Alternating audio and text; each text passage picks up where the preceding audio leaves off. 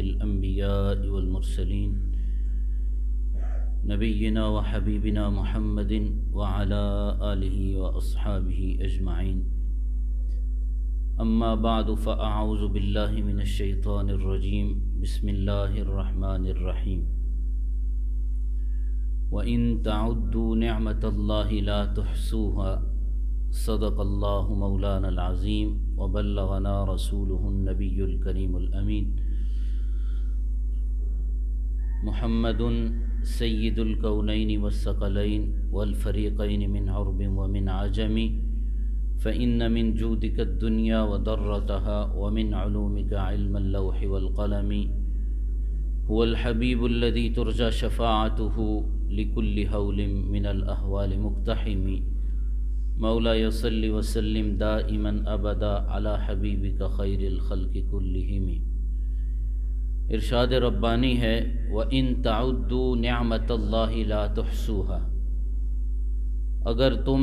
اللہ کی نعمت کو شمار کرنا چاہو تو تم شمار نہیں کر سکتے۔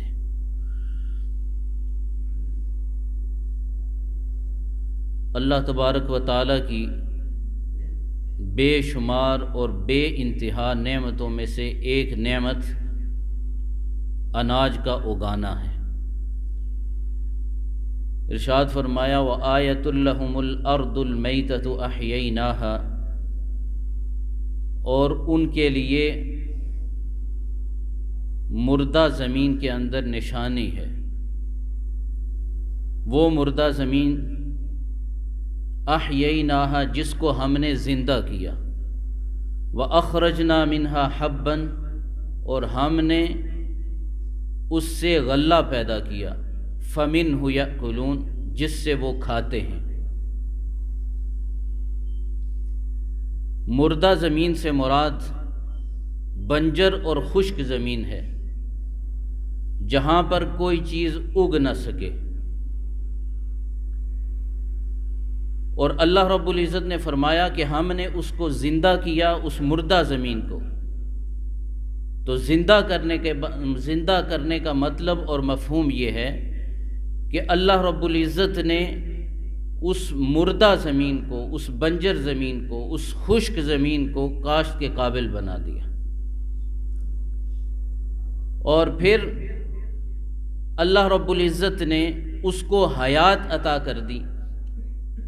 اور اس میں نشو و نما کی قوتیں پیدا کر دیں۔ اللہ رب العزت کے اس قول کا مفہوم اور معنی یہ ہے۔ اللہ رب العزت نے زمین کو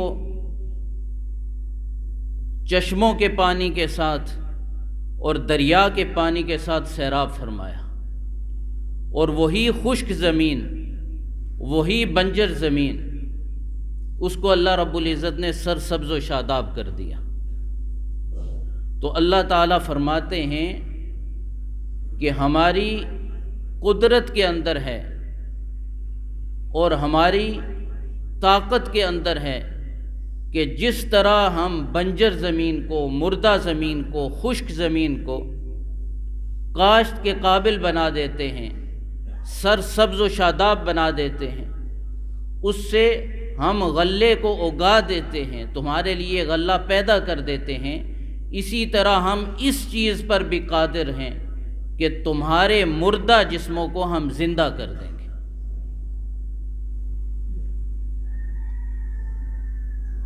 اس لیے فرمایا وَآیَةٌ لَهُمُ الْأَرْضُ الْمَيْتَةُ أَحْيَيْنَاهَا، کہ مردہ زمین کے اندر ان کے لیے نشانی ہے کہ ہم نے اس کو زندہ کر دیا ہے، کاشت کے قابل کر دیا ہے۔ وَأَخْرَجْنَا مِنْهَا حَبًّا فَمِنْهُ يَأْكُلُونَ، ہم نے اس سے غلہ پیدا کیا جس سے وہ کھاتے ہیں۔ غلہ اور دانے یہ گندم اور دیگر اجناس کو شامل ہے جس سے لوگ روٹی پکاتے ہیں۔ اللہ رب العزت کا فضل و کرم ہے، اس کا احسان ہے کہ اس نے مختلف اجناس کا غلہ پیدا کیا اور روٹی جیسی عظیم نعمت ہم کو عطا فرمائی جسے ہم کھاتے ہیں۔ حضرت ام المؤمنین سیدہ عائشہ صدیقہ رضی اللہ تعالی عنہ آپ فرماتی ہیں، یہ شعب الایمان کے اندر ہے کہ حضور علیہ الصلاۃ والسلام نے ارشاد فرمایا کہ روٹی کی تعظیم کیا کرو، اور مجمع الزوائد کے اندر حضرت ابو سکینہ رضی اللہ تعالیٰ عنہ وہ روایت فرماتے ہیں کہ حضور نبی اکرم نور مجسم شفیع المذنبین صلی اللہ علیہ وآلہ وسلم نے ارشاد فرمایا کہ روٹی کی تعظیم کیا کرو، اس لیے کہ اس کو اللہ رب العزت نے عزت عطا فرمائی ہے، اور فرمایا کہ جو اس کی تعظیم کرے گا، اس کی عزت کرے گا، اللہ رب العزت اس کی عزت کے اندر اضافہ فرمائے گا۔ اسی طرح حضرت عبداللہ بن بریدہ رضی اللہ تعالی عنہ وہ اپنے والد سے روایت کرتے ہیں کہ حضور علیہ الصلاۃ والسلام نے فرمایا کہ روٹی کی تعظیم کرو، عزت کرو، اس لیے کہ اس کو اللہ رب العزت نے آسمان کی برکتوں سے نازل فرمایا ہے اور اس کو زمین کی برکتوں سے نکالا ہے، اس لیے تم اس کی عزت کیا کرو، اس کی تعظیم کیا کرو۔ ایک واقعہ ہے حضرت سیدنا امام حسن مجتبی رضی اللہ تعالی عنہ کا۔ آپ ایک مرتبہ وضو فرما رہے تھے تو آپ نے دیکھا کہ ایک لقمہ پڑا ہوا ہے روٹی کا، تو آپ نے اس کو صاف کیا، اس کو دھویا اور اپنے غلام کو دیا کہ جس وقت میں وضو سے فارغ ہو جاؤں تو اس وقت مجھے یہ دینا۔ تو اس نے وہ لقمہ خود کھا لیا۔ وضو سے فارغ ہونے کے بعد آپ نے وہ لقمہ اس سے طلب کیا غلام سے، تو اس نے کہا وہ تو میں نے کھا لیا ہے۔ تو آپ نے فرمایا تو اللہ کی رضا کی خاطر آزاد ہے۔ تو اس نے وجہ دریافت کی تو آپ نے فرمایا کہ میں نے نبی اکرم نور مجسم شفیع المذنبین صلی اللہ علیہ وآلہ وسلم سے سنا ہے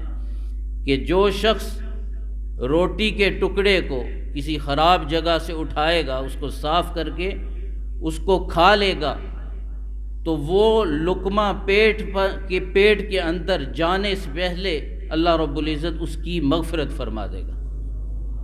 تو آپ نے فرمایا کہ میں نہیں چاہتا